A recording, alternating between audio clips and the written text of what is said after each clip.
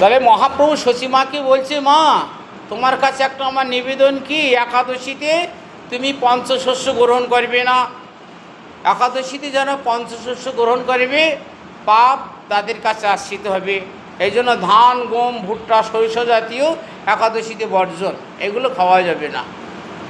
তাই সেজন্য আর একাদশী কলিহত জীবের সহজ পদ্ধতি উদ্ধারের একান্ত একাদশী আর আর এই হরিনাম করলেই একাদশীতে এই মনুষ্য জন্ম সার্থকতা লাভ হবে। একাদশী আর হরিনাম করো, এতে আমরা জীব উদ্ধার হয়ে যাব। মহাপ্রভু সহজ পদ্ধতি নিয়েছেন। কেননা কলিযুগে ছিল, সত্যযুগে ছিল তপস্যা, ত্রেতা যুগে যজ্ঞ, দ্বাপরে অর্চন, আর কলিতে হরিনাম। কলিযুগের মানুষ এরা তপস্যা করতে পারবে না, এরা যজ্ঞ করতে পারবে না। এই জন্য মহাপ্রভু কৃপাপূর্বক এদের জন্য এই ব্রতের ব্যবস্থা করেছেন। তাই সেজন্য সমস্ত দেবতাদের মধ্যে কে শ্রেষ্ঠ? যেমন বিষ্ণু শ্রেষ্ঠ, সমস্ত নাগের মধ্যে অনন্তনাগ, সমস্ত বৃক্ষের মধ্যে অশ্বত্থ বৃক্ষ, সমস্ত নদীর মধ্যে গঙ্গা নদী। তদ্রূপ সমস্ত ব্রতের মধ্যে একাদশী ব্রত হলো সর্বশ্রেষ্ঠ ব্রত, যা 5000 বছর তপস্যা করলে যে ফল লভ্য হয়, এই একাদশী ব্রত পালন করে সেই রকম ফল লাভ পাওয়া যায়। মাসে দুটো একাদশী হয়, কৃষ্ণপক্ষ আর শুক্লপক্ষ। তো আজকের একাদশী হলো শয়ন একাদশী।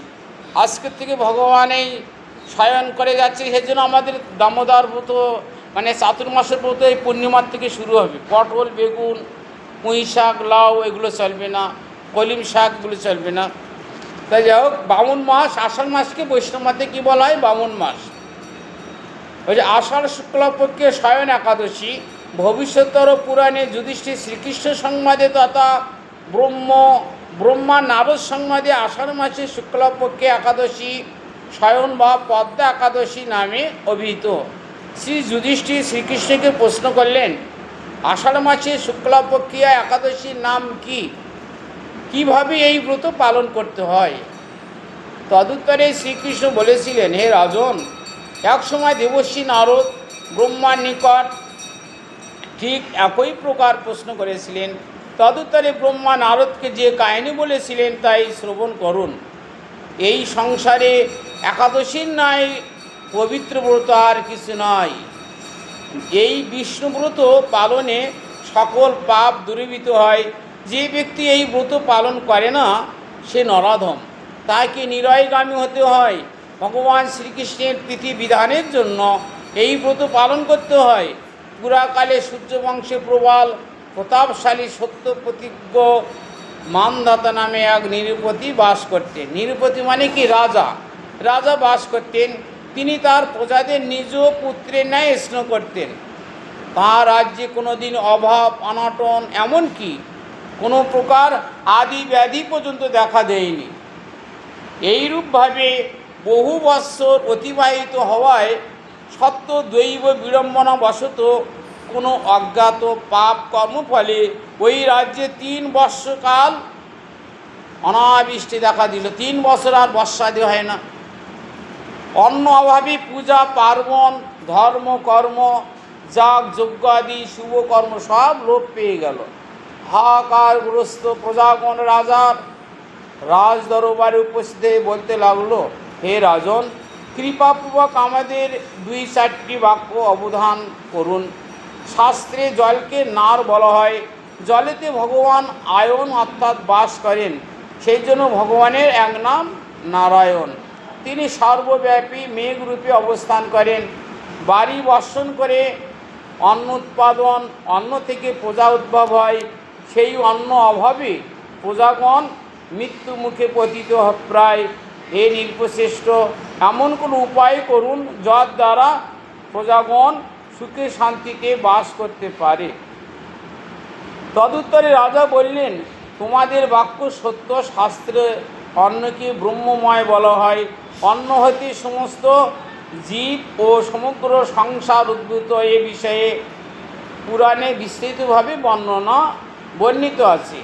রাজা ধর্মচরণ প্রজার মঙ্গল এবং অধর্মচরণে অমঙ্গল সাধিত হয়। আমি ন্যায়পরায়ণ রাজা, কখনো অন্যায় প্রশ্রয় দেই না। স্বধর্ম অনুষ্ঠান আদিতে কখনো দ্বিধাবোধ করি না, তথাপি কেন আমার রাজ্যে এই দুরবস্থা দেখা দিয়েছে? রাজা এইরূপ চিন্তা করে কিছু মুখ্য ব্যক্তি ও কতিপয় সঙ্গী নিয়ে কোনো এক গভীর বনে প্রবেশ করলেন। তথায় রাজা কিছু বিশিষ্ট তপস্বী গণের আশ্রম দেখতে পেলেন। দৈব অনুগ্রহে রাজা মানধাতা আশ্রমের ঋষিকে প্রণাম করলেন। রাজা করজোড়ে অভিবাদন জ্ঞাপন করলে ঋষি রাজাকে আশীর্বাদ করে বললেন, আপনার প্রজাগণ সুখে আছে তো? রাজ্যে কোনো অশান্তি নেই তো? তখন রাজা বললেন, হে মুনিশ্রেষ্ঠ, ধর্ম অনুসারে আমি রাজ্য পরিপালন করেছি, প্রজাদের মঙ্গলের জন্য সদা সর্বক্ষণ লক্ষ্য রাখি, যাগযজ্ঞ আদি শুভ কর্ম যথেষ্ট করি, তথাপি আমার রাজ্যে 3 বছর যাবৎ বৃষ্টি হয় না। প্রজাগণ অন্য অভাবে কষ্ট পাচ্ছে। এখন আমি কি করব কিছু স্থির করতে পারছি না। তাই আপনার নিকট ছুটে এসেছি যাতে দেশে বৃষ্টি হয়, প্রজাগণ সুখে থাকে, তার উপায় বলুন। ঋষি বললেন, হে রাজন, যুগের মধ্যে শ্রেষ্ঠ ধ্যান হলো এই যুগের উপাসনা, আর এই উপাসনা ব্রহ্মচারী মাত্রেই করা কর্তব্য।